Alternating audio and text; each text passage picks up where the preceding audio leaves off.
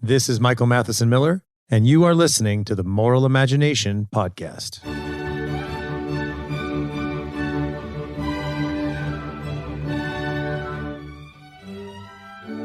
Thank you again for listening to the Moral Imagination Podcast. And before we get started, I just want to thank all of you who have written reviews of the podcast. If you like the podcast, please go to Apple Podcasts and give it a 5-star review. And also thanks to all of you who have supported me on Patreon. It does really help me get the podcast out. So I appreciate it. Finally, as always, all the show notes will be on themoralimagination.com. You can find links to the books that I discuss, to this and all other podcasts, and notes for all my other past podcasts. And also, you can subscribe to the Moral Imagination, Michael Matheson Miller, a newsletter, which I send out occasionally, where I have updates to some of the podcasts that have come out, or some essays I've written, or also just some reviews of some books that I'm reading. I'm always reading something. So a couple of essays there, or links and recommendations. And you can subscribe at themoralimagination.com. So again, thank you for listening, and thanks for your support. And I'm delighted to have as my guest today, Eduard Habsburg. He is Hungary's ambassador to the Holy See and the Sovereign Order of Malta. His family reigned in Austria, the Habsburgs, of course, Hungary, Germany, and Spain, and a lot of other places. Also known as Archduke Edward of Austria, he is a diplomat and on social media personality. Edward and his wife, Baroness Maria Theresia von Gudens, have 6 children. Edward is the author of several books, including the children's books Dubby, the Double-Headed Eagle, volumes on Thomas Aquinas, James Bond, Harry Potter, novels, and screenplays. And he is the author of the recent book, The Habsburg Way, 7 Rules for Turbulent Times. And I'm delighted to have Edward on the show. Thank you for joining the Moral Imagination Podcast. Thank you very much for having me on your show, Michael. Your book is very interesting. It's really kind of like a family history, and you go through a number of ideas and insights that you've gotten from your family. And one of the ideas that you have is to know who you are. And I think maybe we'll start here with this idea of knowing who you are. And the reason I start that way is I think in a lot of modern contemporary life, one of the problems we have is we don't know who we are. And I did an interview with Mary Eberstadt, who wrote a really great book called Primal Screams. And Mary argues that one of the sources of identity politics is that we're not connected to our families. And then I did another interview with a man named James Poulos called Human Forever, where he talks about really, especially in a hyper-technical society and an increasingly individualist society, to know who you are matters. And so it strikes me, I mean, it's a little maybe easier for you to know who you are because you can go to the museums to see pictures of your ancestors. And most of us can't do that. But you do mention this idea of know who you are. Can you talk just a little bit about why you're struck, especially today, from your experience and as a diplomat, why does it matter to know who you are, and how should we be thinking about that? And how can we maybe cultivate in our lives and our families this knowledge of who we are to resist some of the fragmentation that goes along? Well, Michael, I absolutely agree that this is a core point of the book. And I have to say that we live in a world where our technocratic rulers are trying to divide us apart from our families, from what we are, trying to tell us that we can be something today and something else tomorrow, that we have no connections to our ancestors, no connections to the values of our family, no connections to anyone around us. There's just us and the screen of the phone or of the computer. And that's how you will be happy. That's more or less what we're being told today. And this, of course, goes against anything that humans have experienced over the last 20, 30, 40,000 years. It was different all that time. It's just now that we're trying to follow these new ideas. And these new ideas lead us into loneliness and unhappiness. So what I'm trying to say with this point is, for everybody today, is try to find out who you are by finding out who you are personally, whether you're a man or a woman, whose child you are, what your parents' values were, what the grandparents' values were, where you come from, what you stand for. And if you have these things, then the ever-changing wind of today's society won't blow you over. Then you can stand for yourself. But this, of course, is easier if you're a Habsburg, because you have a ready-made identity that is being proposed to you. You can either accept it or, of course, renounce to it, or you can adapt it and try to see what does that mean for me today. But as you said before, I go into museums and I see portraits of ancestors hanging there. I know even too much where I come from. I can trace you a family tree that leads back to the year 1273, more or less. I can visit ancestors' tombs in Switzerland that are 1,000 years old. So I have it a bit easier, I have to say. But this, I mean, in the end, this goes for everybody. What I like to say to people who say they don't have Habsburg ancestry, that doesn't only go for Habsburgs. You may be at the beginning of a great dynasty with your family and your 7 children, Michael, and the values that you and your wife represent will be the values of your children. So this is something we have to think about a lot. And I have to say, as a Catholic, of course, tradition is something that comes automatically to me. I have a problem with people who think that we have to reinvent our faith every 10 years. We can look back on a rich history of tradition in the Catholic Church. And the same goes for being a Habsburg and thinking about things. What is family? What is marriage? What is identity? All of this are important topics.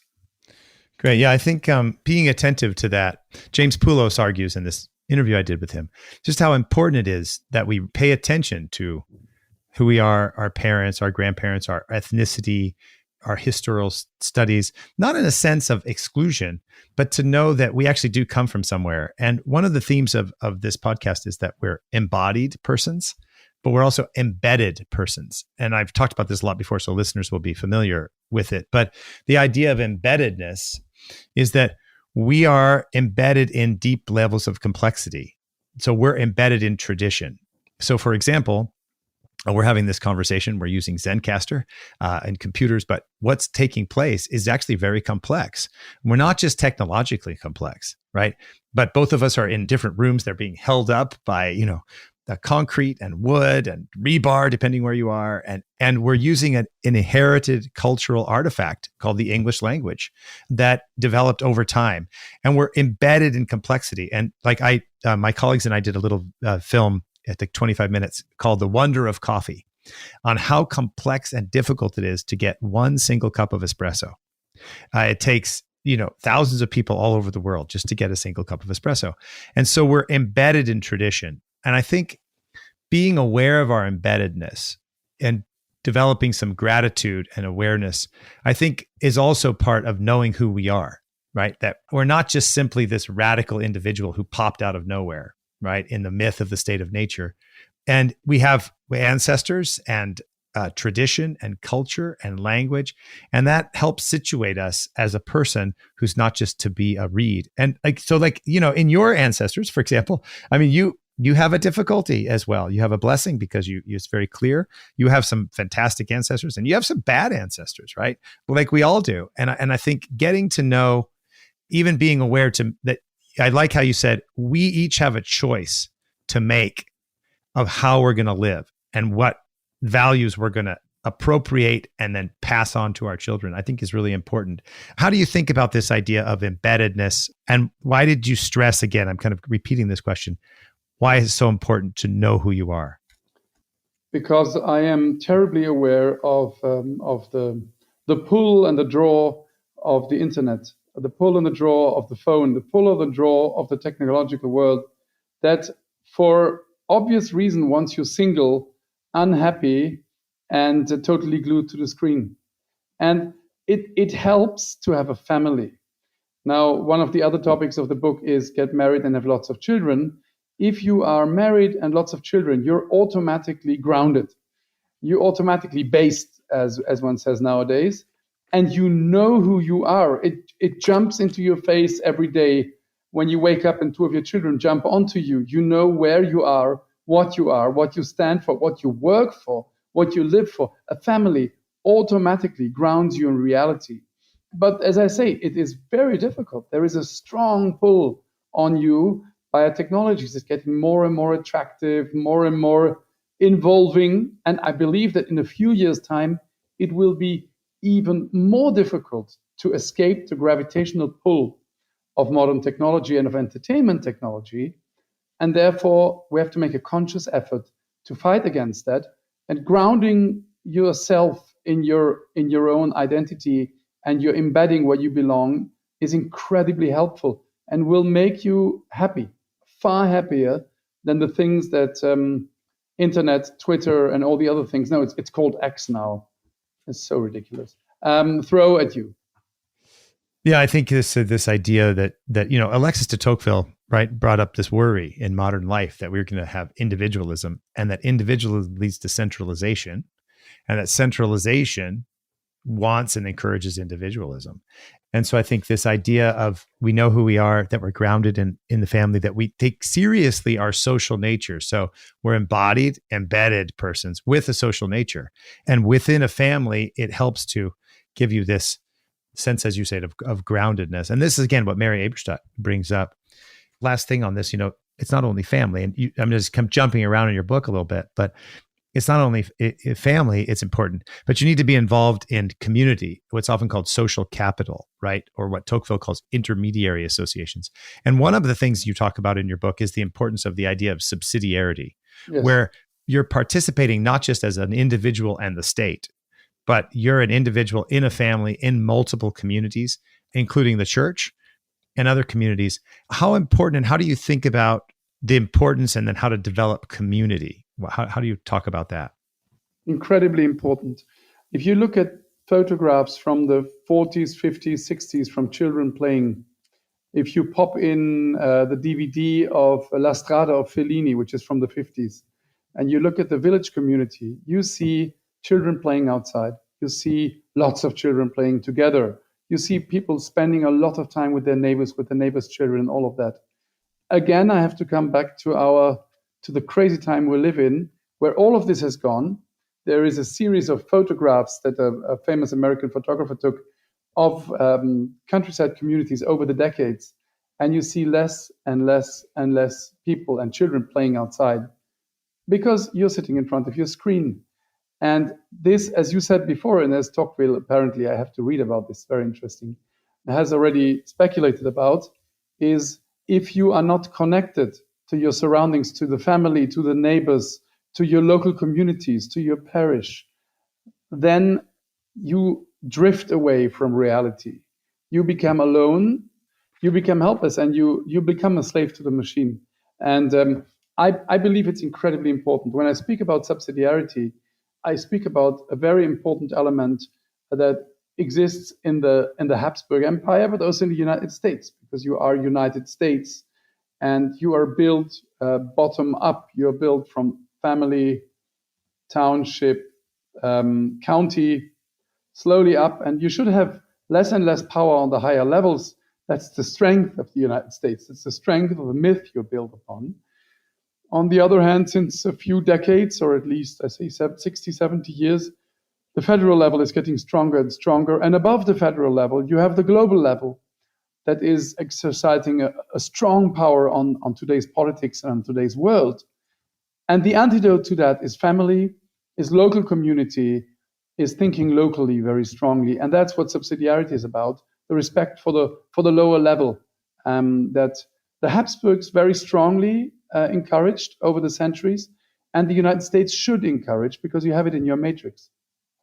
I think in subsidiarity, and maybe a quick definition for listeners, so that the idea of subsidiarity in Catholic social teaching is where you see it, but it actually, you see variants in different places. And the idea is different from European Union subsidiarity, right? So subsidiarity means that those closest to the problem handle the problem, and only when they can't do it do you go to the next level, where subsidium, where assistance takes place.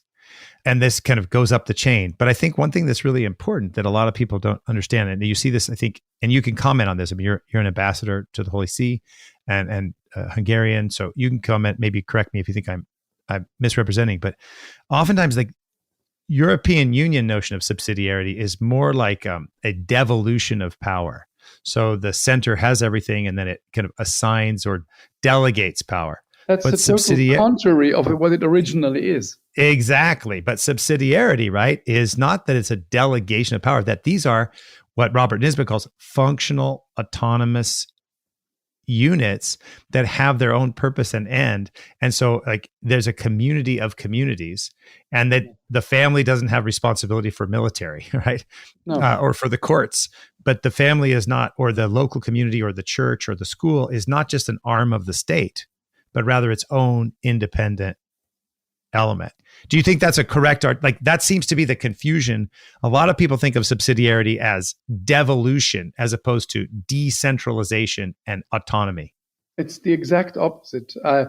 If I go back in the Habsburg history, one of the quotes I give is by Emperor Charles V to his son Philip II, when he says, when you are emperor over several countries, you have to respect their laws, their habits, their rights, their languages, and everything that sets them apart, or you'll be in trouble and you won't be a good emperor.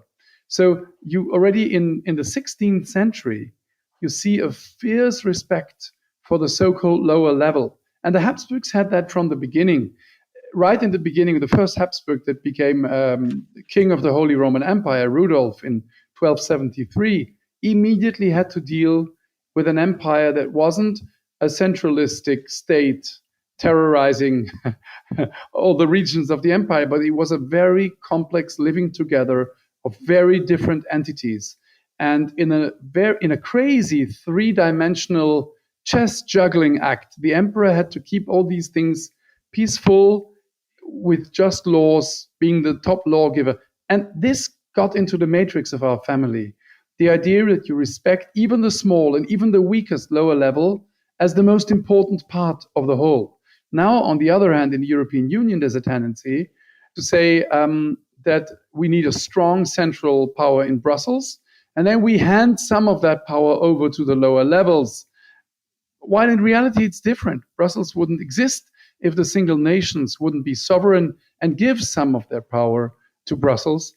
And this is something that got forgotten. The Habsburgs for centuries tried to live it. And whenever they didn't live it, it went wrong. And whenever they lived it, it went wonderfully well. So we can speak from experience when we speak about this. It's simply natural. If I live in a small village, I will know best how to solve a local problem better than someone in the capital and better than someone in another country. It's very normal. And as I said, we are fiercely local. That's why I also think that we live in a time where people must be traumatized by the fact that every single medium tries to tell you that you have to save world climate by your actions.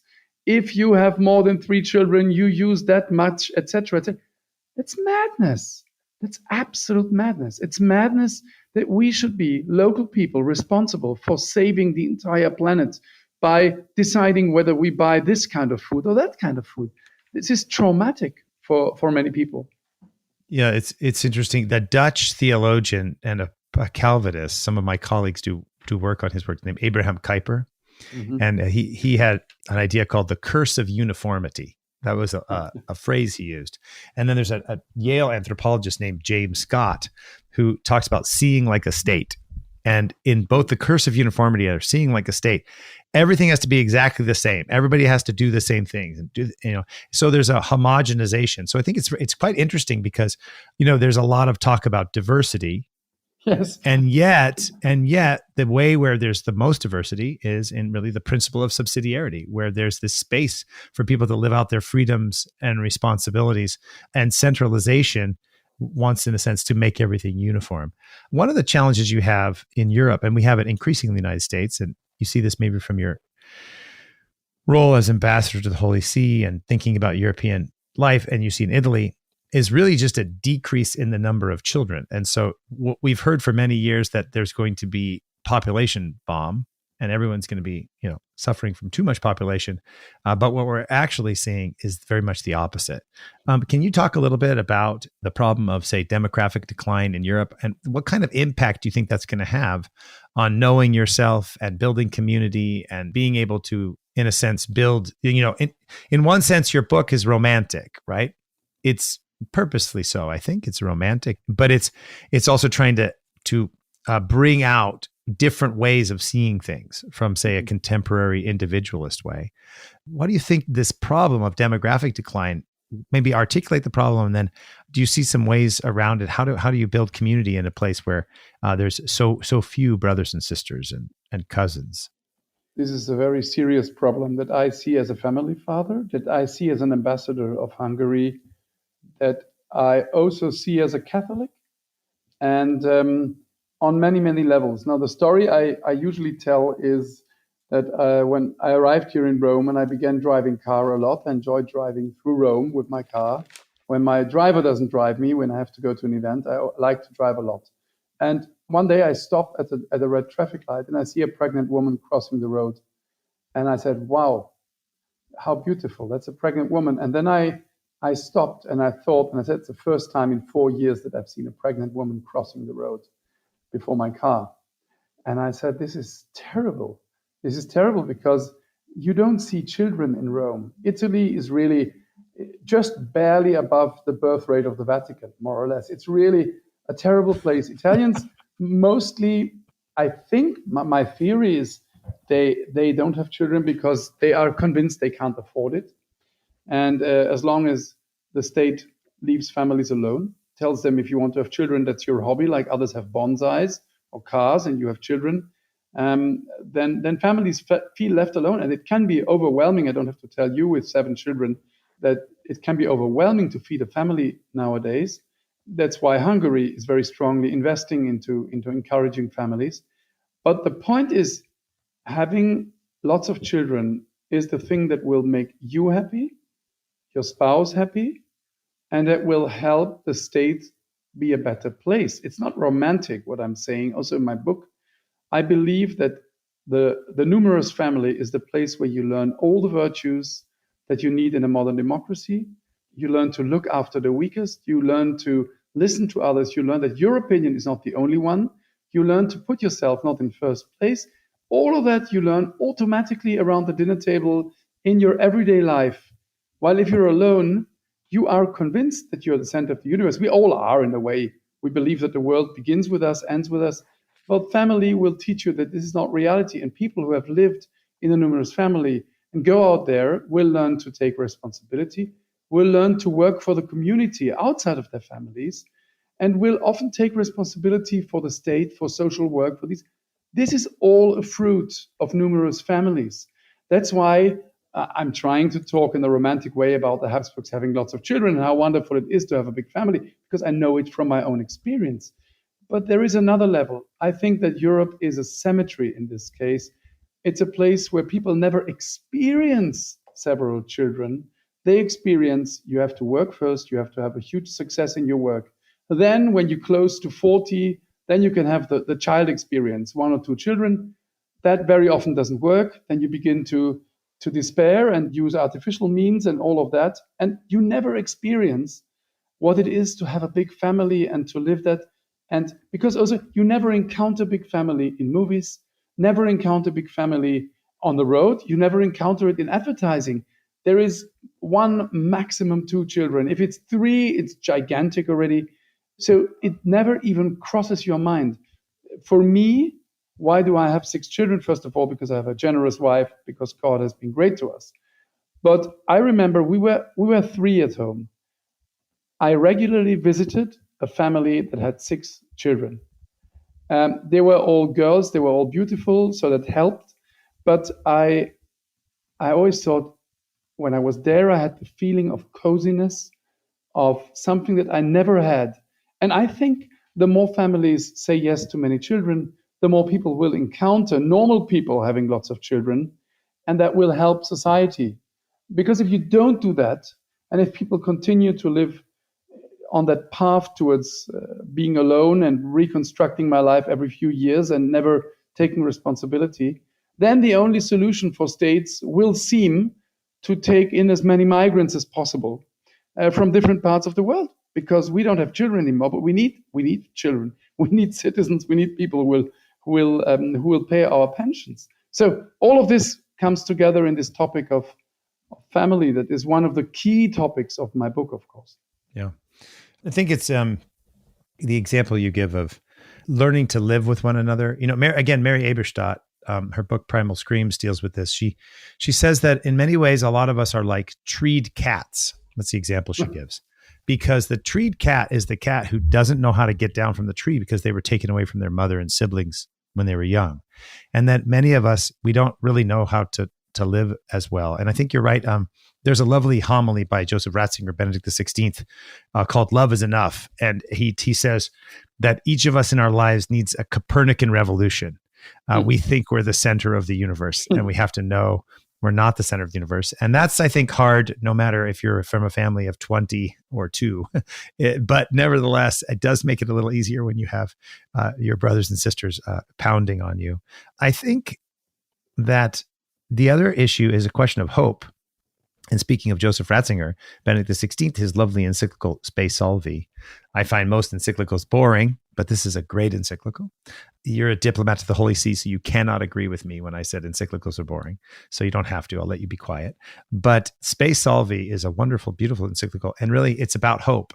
And I think there's also a connection that people are not having children, not simply because they can't afford it. I think that's something you hear a lot.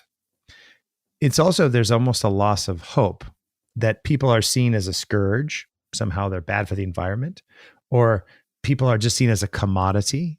The great Italian philosopher Augusto Del Noce explains this very well, that there's this kind of commodification of the person. I mean, in one sense, I think your advice of having a big family, encouraging people to have children is really important, because the action is an act of hope. And by acting, hopefully, you, in a sense, cultivate hope. But there's also the opposite, which is you need a sense of hope and purpose to do that. Yes. In a sense, you see Italy, for example, where you live, is in many ways traditionally a Catholic country, a family-centered country, Yes. a traditional country, and yet no children.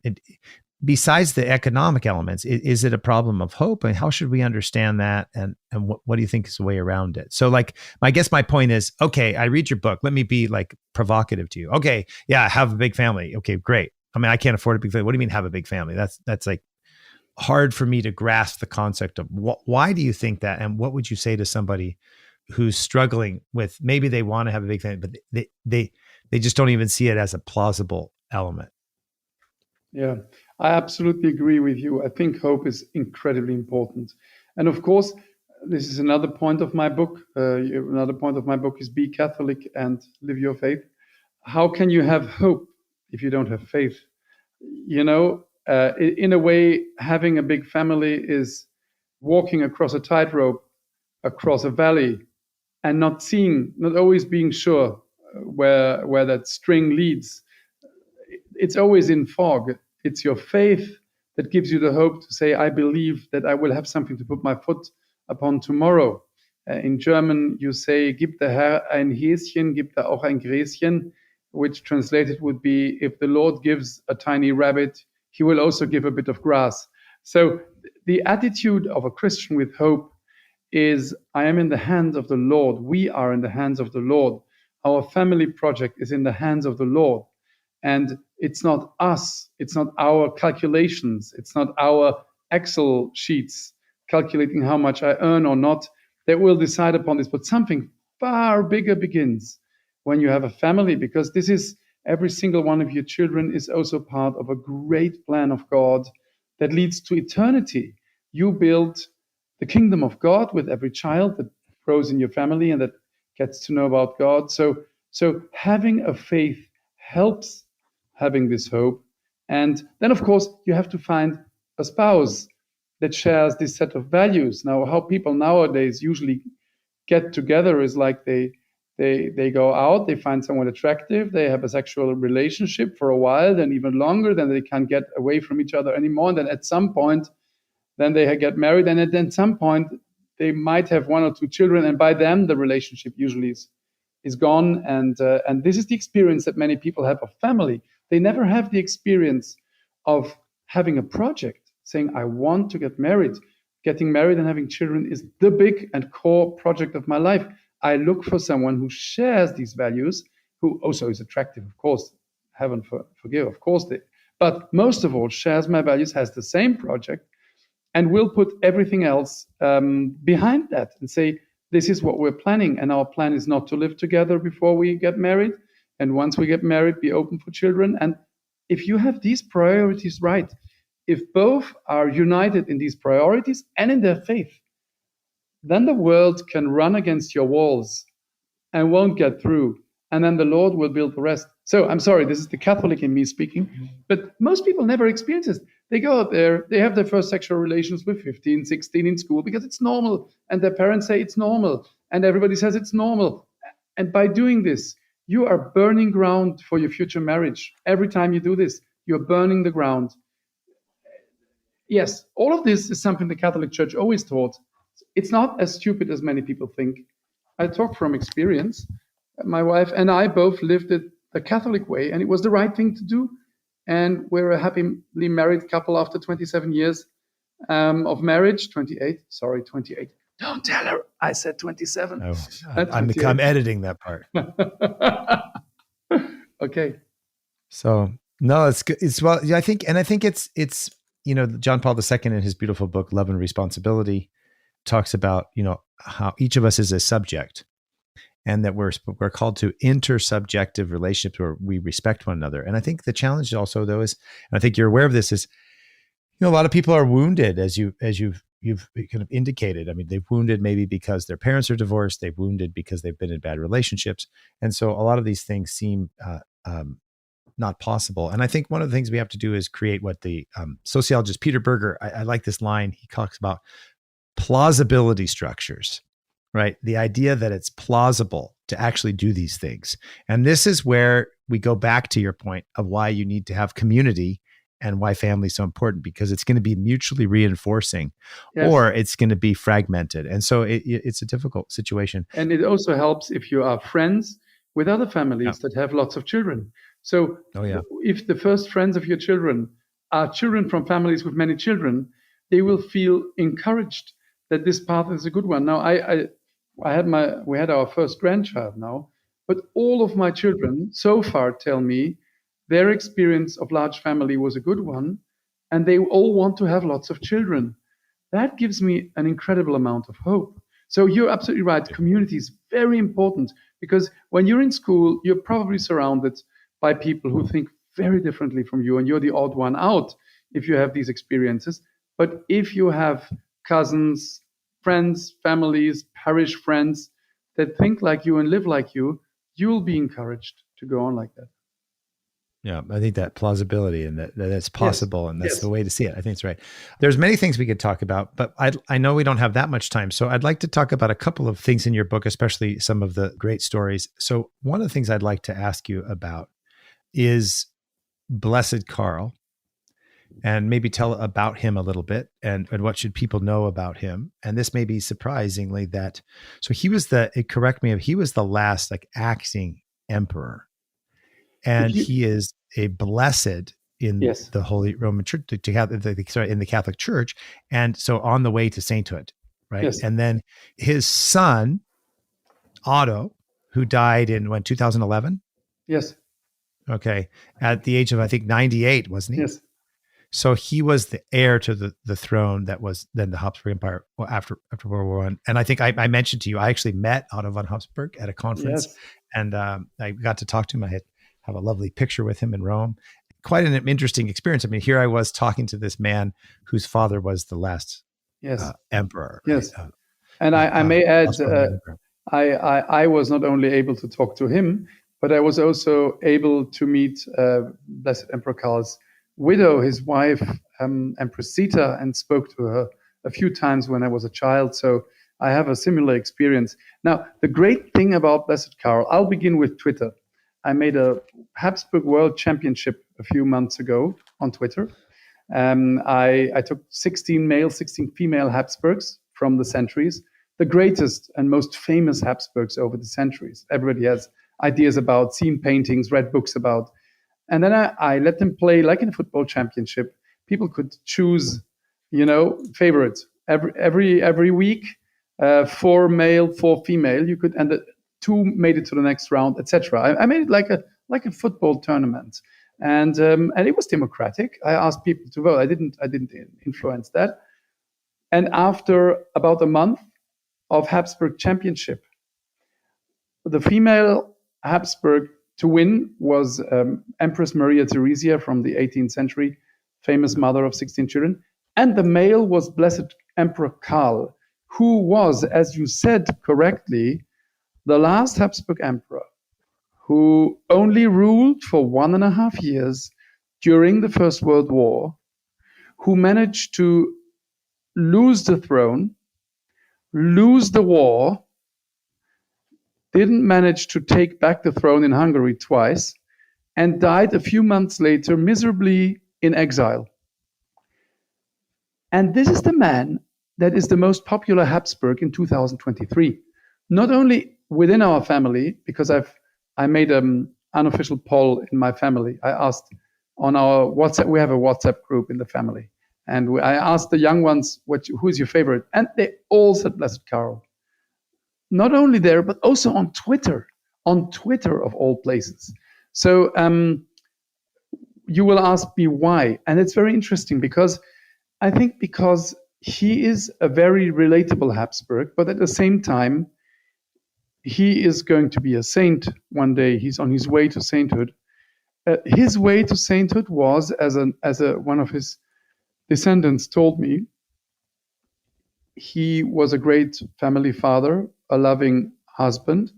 He was a good Catholic, and he did his job well and filled with faith. And his job happened to be emperor for 1.5 years, and that's incredibly relatable. The way he became a saint was the way you could become a saint and I could become a saint, as a family father doing our job well. So that is one part of it. Then he was incredibly gentle. And I think he was a gentle, friendly, warm-hearted man who looked after his subjects when he was emperor. He was in the trenches of the First World War before he became emperor. So he knew about the horrors of war. He was also one of the strongest advocates of peace during the First World War, following the cry of Benedict XV, Pope Benedict XV, to finally make peace. But he was simply incredibly nice, warm-hearted, gentle, deep Catholic. And all of that together makes many historians who followed my Twitter thing, they were furious that the Blessed Karl won. Why not Charles V? Why not Franz Joseph? In the end, it was this quiet, friendly family father from the 20th century. So that is quite something.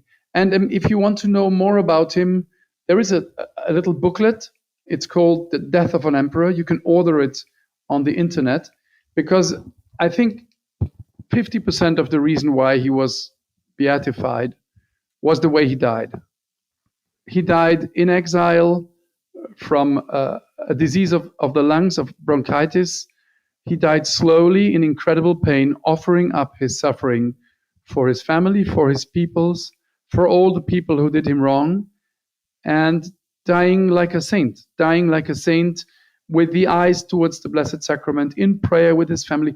It's incredible. And reading this little volume will change your relation to Blessed Karl. So it's called Death of an Emperor. You can order it online at the Prayer League, and it's 100% worthwhile. It's also a quick read. You can read it in a few hours. And last year was the centenary of his death.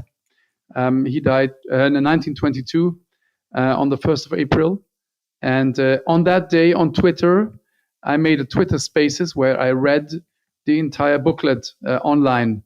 And in the end, I was so in tears, I couldn't read the last 1 or 2 pages because I was so moved by it. But everybody was. So Blessed Emperor Karl is really a strong example. And, my book is called The 7 Rules for Turbulent Times. And while I wrote this, I always tried to give you examples who in the Habsburg history lived these 7 values. And Blessed Karl, I would say, checks all 7 boxes, full. There is a few Habsburgs over the centuries that checked 5 of those, even 6 of those. The 2 of them who really checked all 7 was Blessed Karl and was Maria Theresia, who was the other who won the Habsburg championship. So he's really an exemplary Habsburg, even if he was only emperor for 1.5 years, and in the eyes of the world was a loser. There is many historians out there, many people who don't even know he exists. But for us Habsburgs and for Twitter, he's the greatest Habsburg. Yeah, It's great. So I think it's very beautiful. I mean, in a sense, because it goes back to, I think, a lot of the themes that are in your book, but also the themes of our conversation, that it's not enough to be a great man. You must be a good man. Yes. And what you see here, I think it's like in the eyes of the world, he was a loser. That's what you said. But what you saw was he was a father, a husband, a person who did his job well, who was faithful to the church. And in that, I think it's an inspiration to all of us, right? So he was also a great inspiration to Saint John Paul II, in as that he was called Karol because his father was a great admirer of Emperor Karl, and he was named after him. That's also one of the reasons why John Paul II wanted to not only beatify him, but canonize him, and also his wife, because he thought they were a saintly couple, Empress Zita and Emperor Karl. Her process for beatification has begun now. And as I told you, I've met her. And meeting her, you got an idea of how he was. I'll put a link up. So give me that link. I'll put a link up on the moralimagination.com website on this for this podcast episode. And so you can I'll put a link up to Death of the Emperor there. Two more things to talk about. One related to death is you talk about this in the end of your book, a story that I actually know, which is great. I told you I used to give a lecture a lot called The Christian Vision of Government. And I did it for the Acton Institute, and you can actually see the lecture. I can put a link up to that. Listeners, you can see the lecture. And I talk about 10 things that Christianity brings to our understanding of politics. But at the end of this lecture, I give a story about how the Habsburg funeral goes. And the point of the story is that one of the key elements of understanding a Christian understanding of politics is that politics is not the end. The state is not the final arbiter of justice. The state is not going to redeem us. We're not going to be redeemed by technology or the state. Again, Joseph Ratzinger, Spe Salvi, Benedict XVI is very good on this.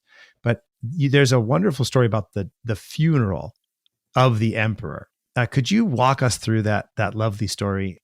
I've seen video of it, but you've seen it twice. Is that correct? Twice. Wow, yes. What amazing. And I've been to that church, actually. I know the church, and it's a beautiful church. So but maybe could you just walk us through and tell us, how does the funeral work? And I think it's, in one sense, it tells it itself, but maybe you could give a little commentary on it as well. Yes. Well, one of the core points of my books is that the Habsburgs were fiercely aware that they would have to render accountability one day to God about how they lived as emperors and as rulers and as sovereigns. And they knew that their final judgment was not the state, as you just said, Michael, but was going to be God. So they did everything in their power to have not only a just, but also a merciful God meeting them after their death. And one of the things they were very aware of was that their death was going to be watched by their subjects, because the subjects take the cue of how a good Christian dies from their sovereign, and their funeral was going to be watched. And they used their funeral as a sermon. And having been there twice, because we didn't live in the monarchy anymore when this happened, but for tradition's sake, for Empress Zita and also for Otto's funeral in Vienna, which incorporated a huge procession through the center of Vienna. You can find videos of that everywhere. In the end, the coffin of the emperor arrives in the heart of Vienna at the Kapuzinerkirche, the Capuchins, and just beside the church is a little door, and that's where a very steep stair goes down to the crypt where all the Habsburgs are buried, the Kapuzinergruft. And the master of ceremonies, and I just spoke to the man who was master of ceremonies at Zita's funeral, because he is the current ambassador of Liechtenstein of the Order of Malta to Hungary. And we talked about this just a few weeks ago. I sat with him and we talked about that moment where the master of ceremony knocks at the door, and a voice from inside, a Capuchin, says, "Who is there?" And the master says, "Zita, Empress of Austria, Queen of Hungary, Queen of Bohemia, Queen of Croatia," and all the titles for about 30 seconds. And the voice from inside says, "We don't know her." And then he knocks again, and the voice says, "Who is there?" And then they list up all the achievements of the emperor, like, Emperor Augustus also listed up all the achievements of his life. So they list up everything this emperor did in his life. And again, the voice says, "We don't know her." And then he knocks a third time, and the voice says, "Who goes there?" And then he says, "Zita, a poor, sinful woman. And that's it. And the door opens. And this is whom God knows, a sinner, a poor sinner. And this is something that people were listening to at the funeral of their emperor. And they realized, wow, even this person that wore golden crowns and was rich and had all that splendor of court, in the end was a poor, sinful man. This is something that goes back through the whole of the Habsburg history. I give examples of how Emperor Maximilian used his own death as a sermon about his sinfulness. And the Habsburgs were, as I said at the beginning, very aware that they would be judged in a special way because they had a terrible responsibility as emperors. And therefore, they wanted to make it clear that they were sinners, poor, poor sinners.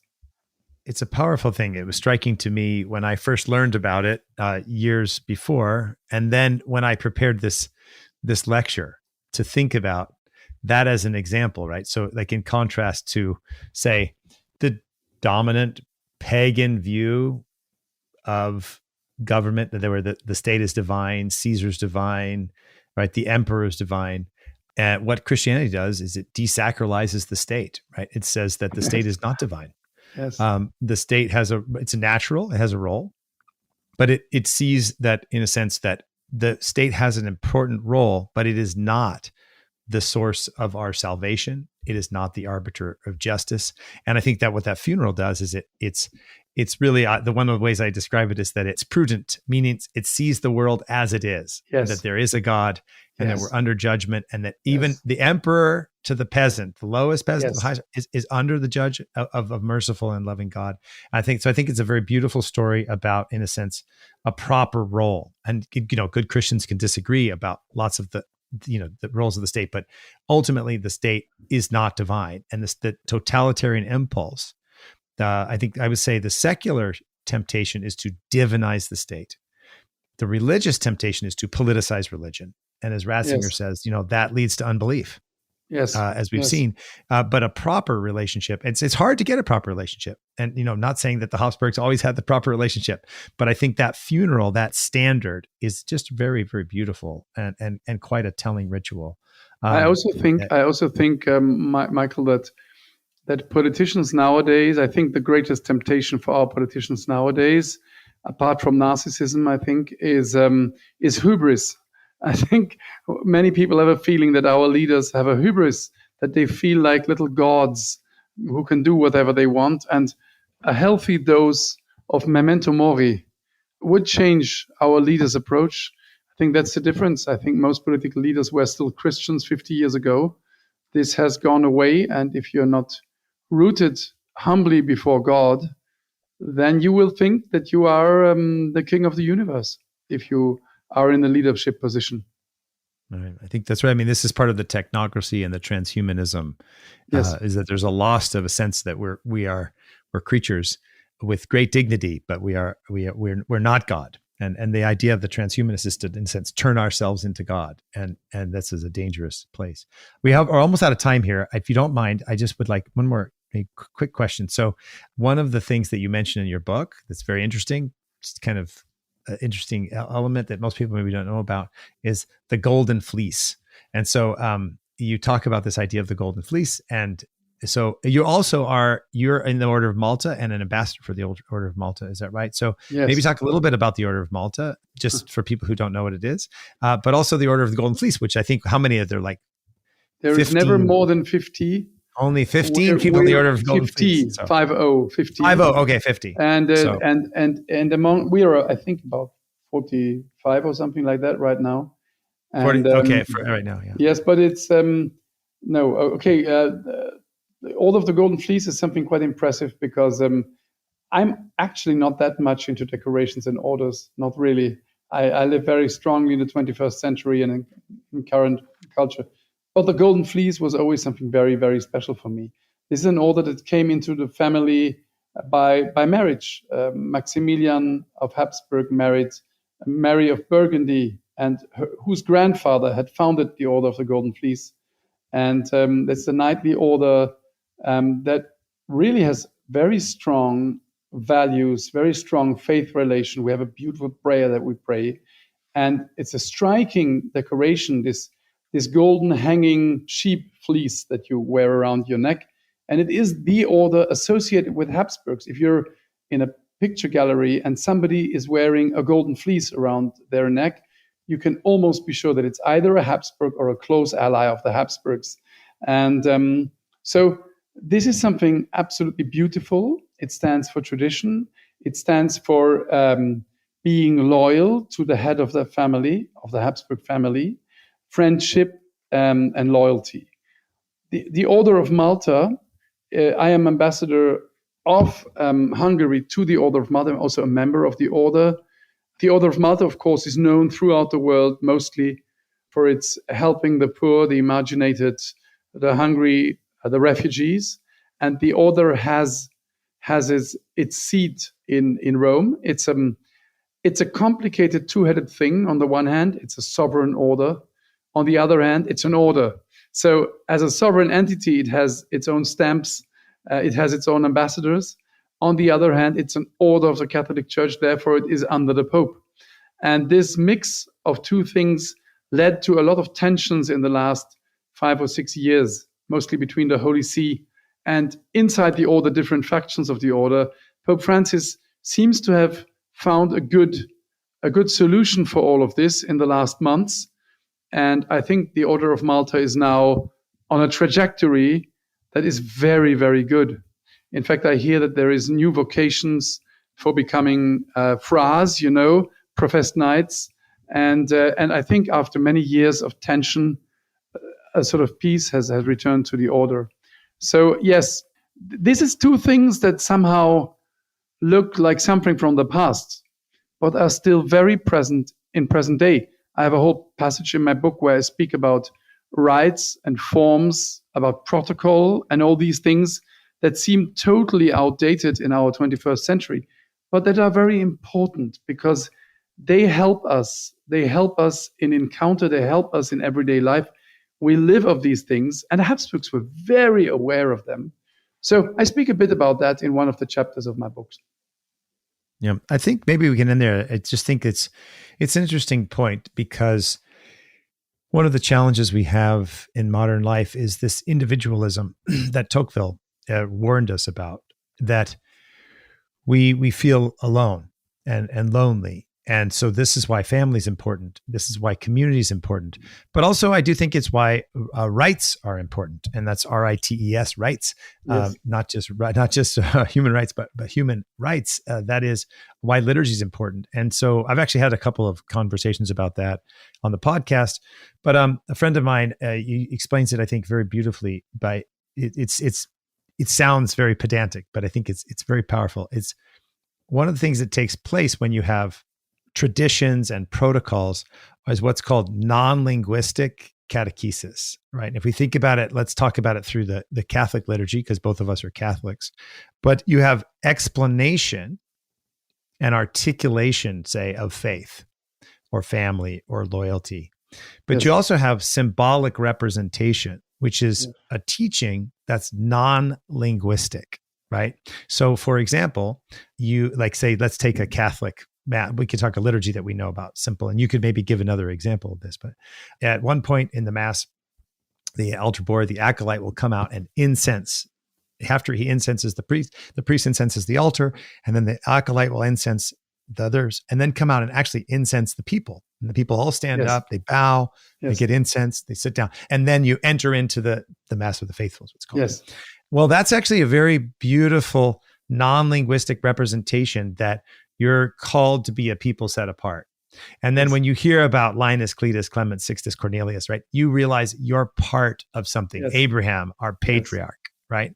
And that you're brought into something. And I think it's a very important element why liturgy is very important, and also why community is very important, but also why what appears to be from the outside unnecessary Yes. ritual Yes. is in fact what the Catholic anthropologist Mary Douglas maybe calls condensed symbols. Yes. that reflect that we are embodied, we're embedded, we're part of something and it humanizes us. And so we can look at it as something kind of pseudo aristocratic or something from the past. But in fact, the human beings, because we're embodied, because we're embedded, because we have a social nature, we need these rights. And so I think that's just an interesting part. I mean, I've spoken a lot there, but do you want to make a comment? Michael, I 100% agree on that. God respects our body so much that we will rise with our bodies, not only with our souls. So the old lex orandi, lex credendi, the way you pray will shape your faith, is true. And what I discovered was that, they say the devil has no knees. And for me, the point where I feel it most of all is kneeling.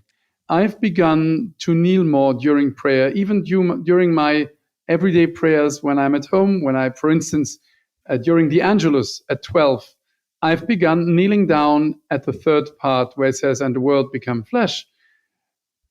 The more often you kneel down, the more your body remembers who God is and that you're not God's best baseball buddy, but that he is the creator of heaven and earth and you are creation. Your body learns it, and through your body, your mind, your brain, your soul will be shaped in this. This is a very simple thing. We have dropped kneeling from our liturgy because we think it makes you small and it's old-fashioned. But kneeling reminds you of who God is and who you are. And therefore, I think that ritual is very helpful, is very, very helpful. And when my great, and a few more great grandfather, Ferdinand II, when he was a young boy, when he got up in the morning, he was in a Jesuit school. That was, we're talking 17th century, just before the 30-Year War. He got up and he knelt immediately down and said his morning prayers kneeling. And Marie Antoinette did the same in her instructions to her daughter, to the court of France. Her mother tells her, get up, get on your knees and say your morning prayers after getting up. This is something that, that helps us get a perspective. So I wholeheartedly agree with what you say about ritual and about forms. Yeah, no, it's very good. There's actually, I can put some links in the show notes to this. St. Dominic of the Dominican Order, St. Dominic has things on prayer posture. It's a Benedictine. Gabriel Bunghe writes in his book, Earthen Vessels, about the importance of prayer. I can put a link to that. C.S. Lewis, the great C.S. Lewis, talks about this. And of course, Joseph Ratzinger talks about kneeling, standing, hands folded, how it comes, all the connections. Yes. And these things are, as you point out, and you touched upon, Edward, one of the big themes of this podcast that we're embedded, that we're not driving around in our body like we're driving around in a car. No. We are embodied. We're not a soul tied to a decomposing body. We are body and soul. 100%. Right. St. Thomas says, I am not my soul. And no. Right. And so that's, and I think, and like that, this idea of embodied existence, and I think we could do a whole other conversation on this, but I think this is also the challenge of just how to live well in a world with digital technology, which gives us many benefits. Listeners know I wrote a little book called Digital Contagion of how to live better and use technology a little bit better, but how to live well, because in many senses, as you've articulated, we're in a sense pulled away from our embodiment embeddedness. We're disembodied. Modern technology disembodies us. Absolutely. And so you have to, and you said this earlier, we have to make a conscious effort to do that. So, well, Edward, I'm very thankful for this conversation and I learned a lot in talking to you, and it's fun to read about the Habsburgs. And maybe you could just tell us before we finish, you also write children's books and other things, just maybe a couple of other things that you've worked on that listeners could know about. Well, first of all, I want to encourage all your listeners to follow me on Twitter. This is the place where I currently mostly write, mostly in tweets, but this is where Edward, you're breaking your whole technological. I mean, you're like, you've bought in to it. I'm just teasing you. Yeah, I'm gone. That's why I have to fight against it. No, I love it far too much. And I'm still in the wonderful situation that I can react to people. I can react to direct messages. I still only have 65,000 followers, and I can still react. So I can also interact, and I just want to encourage your followers to follow me on Twitter and to reach out, to interact, to answer. This is where I write currently. Now the thing you can read, but you can read articles by me all over the internet. I wrote a little children's book, which is a companion piece, I think, if you want, to my book. It's called Dubby, the Double Eagle, and it's a funny little children's book about the Habsburg coat of arms, a little double eagle coming alive today and having an adventure. It's also, you will find the grown-ups reading the books to the children will have many things for them too. So you will find a lot of criticism of what's going on currently. I've written books about James Bond, Harry Potter, castles. I've written screenplays, one about zombies, historic police stories, love stories. I've written so much in my life. Yeah, if you want to read something, you can read the Habsburg Way. You can read Dubby, the Double Eagle, and I think that's mostly it. The rest is in German, unfortunately. Okay. Well, I'll put links up to Dubby, the Double Eagle, and of course the Habsburg Way, and links to your Twitter account. Thank you, Edward, very much for taking time to talk to me on the Moral Imagination podcast. Thank you for a great conversation that elevated my status. I feel far more intelligent now than before. Okay. Thank you very much. Bye-bye.